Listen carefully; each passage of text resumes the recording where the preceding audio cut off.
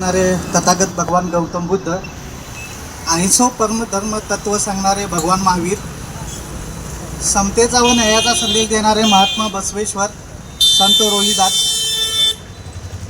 छत्रपती शिवाजी महाराज, स्वराज्य रक्षक छत्रपती संभाजी महाराज, स्त्री शिक्षणाचे जनक महात्मा ज्योतिराव फुले, आरक्षणाचे जनक छत्रपती शाहू महाराज, विश्वरत्न बोधिसत्व परमपूज्य डॉक्टर बाबासाहेब आंबेडकर, लोकशाहीर अण्णाभाऊ साठे, माता जिजाऊ, माता अहिल्या, माता सावित्री, माता रमाई व सर्वच मातांना व सर्वच महापुरुषांना विनम्र अभिवादन करून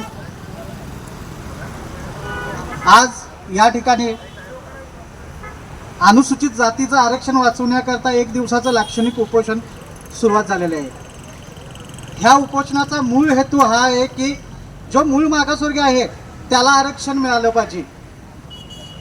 ज्यावेळेस पट्टणकोडोली मतदारसंघ अनुसूचित जातीमध्ये घोषित केला शासनाकडून, त्यावेळेस आम्हाला कुमकुमी लागली की महेश पाटील चंदूरचा याने अनुसूचित जातीचा दाखला काढलेला आहे असं आम्हाला कळालं.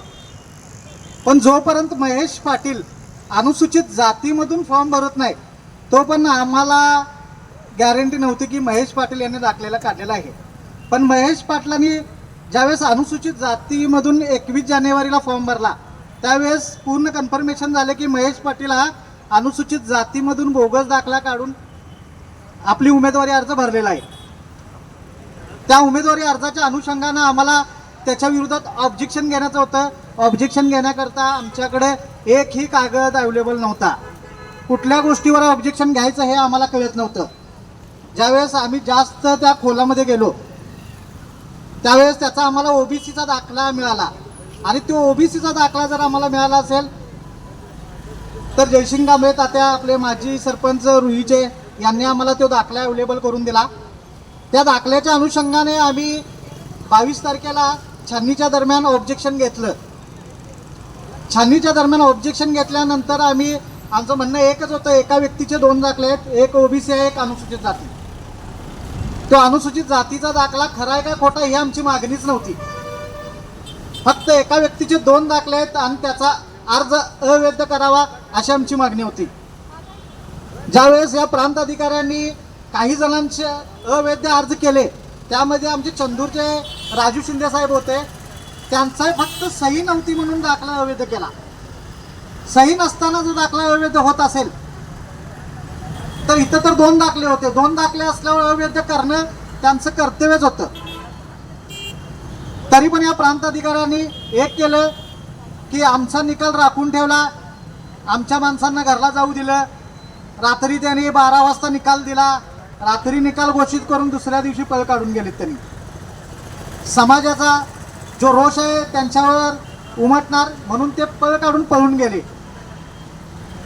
त्यांनी यामध्ये पूर्ण सिस्टीम आम्हाला त्यांच्यावर संशय आहे की त्यांनी सर्व गोष्टी मॅनेज केलेल्या आहेत आणि म्हणून त्या गोष्टीनं ते प्रांत अधिकाऱ्याने आम्हाला कुठल्याही प्रकारे त्यामध्ये सपोर्ट केलेला नाही किंवा कायद्यानं कुठलाही निर्णय घेतलेला नाही.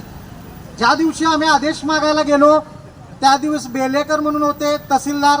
त्या बेलेकर तहसीलदारनं आम्हाला सांगितलं तुम्हाला आदेश देत नाही. आम्ही त्यांना म्हटलं आदेश का देत नाही, काल तर झाले छाननी, आदेश द्या. तुम्ही उर्मट बोलू नका नाही तर आम्ही तुमच्या फौजदारी गुन्हे दाखल करू.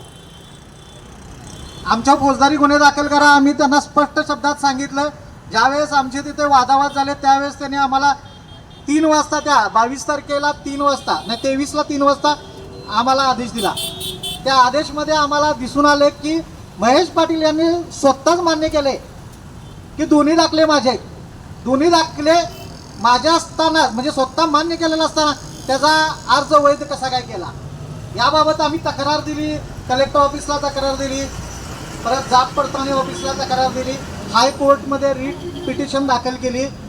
ह्या सगळ्या गोष्टी करत असताना आम्हाला कुठंतर वाटलं की आम्ही जे ऑब्जेक्शन घेतले ते कुठंतर थंड पडत आहे, त्याची कुठंतर वाच्यता होत नाही. ज्यावेळेस या गोष्टीची ज्यावेळेस आम्हाला जाणीव झाली त्यावेळेस याबरोबर एक रस्त्यावरची लढाई होणं महत्त्वाचं होतं. न्यायालयात लढाई तर आम्ही लढत आहे पण न्यायालयातल्या लढाईबरोबर आपल्याला ज्यावेळेस रस्त्यावरची लढाई करायची आहे त्यावेळेस आपल्याला यश नक्कीच मिळणार. आपण जर मराठा आरक्षण बघितलं, मराठा आरक्षणमध्ये मनोज जरंगे पाटील हे कुठल्याही न्यायालयात आरक्षण मागायला गेलेले नाही. त्यांनी मोर्चावरच सगळं ते आरक्षण घेतलं. मोर्चा जेवढा महत्त्वाचा आहे तेवढीच रस्त्यावरली लढाई महत्त्वाची आहे. आणि रस्त्यावरली लढाई हे आमचे सगळे आंबेडकर चळवळीतील नेते सर्व करतायत. आज आम्ही न्यायालयात लढू. न्यायालयामध्ये महेश कांबळे साहेबांनी लीडमध्ये घेऊन त्या सगळं प्रकरण पुढं तडीस नेलं. आज आमच्याकडं महेश पाटलाची पूर्ण वंशावळ आम्ही काढलेली आहे. त्या वंशावळीमध्ये असं दिसून येतं महेश पाटील हा हिंदू लिंगायत आहे. ते ओबीसीमध्ये सुद्धा मोडत नाही. जे पंचम आणि चतुर्थ असतात ते ओबीसीमध्ये मोडतात.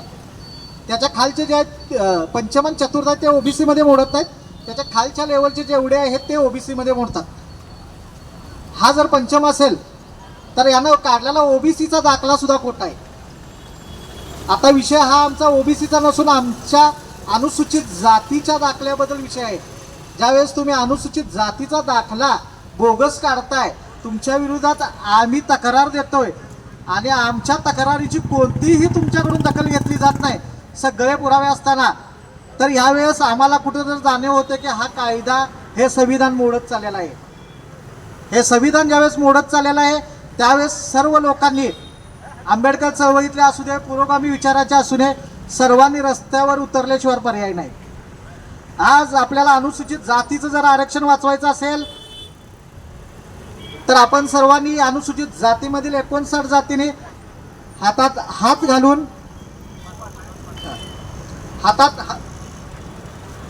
हात घालून लढलं पाहिजे.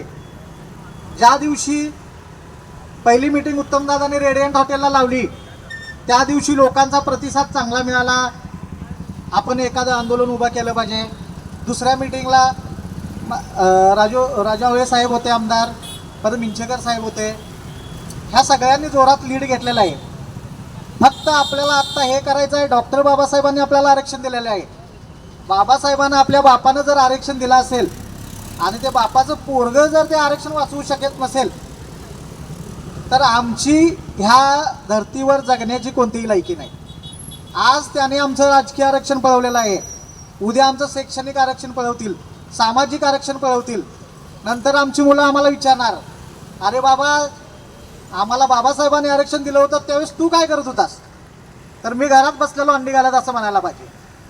त्याच्यापेक्षा रस्त्यावरली लढाई करून आणि 9 तारखेचा मोर्चा सक्सेस करून आपल्याला या प्रशासनाला पण दाखवून द्यायचं आहे की अनुसूचित जाती 30% काय करू शकतात.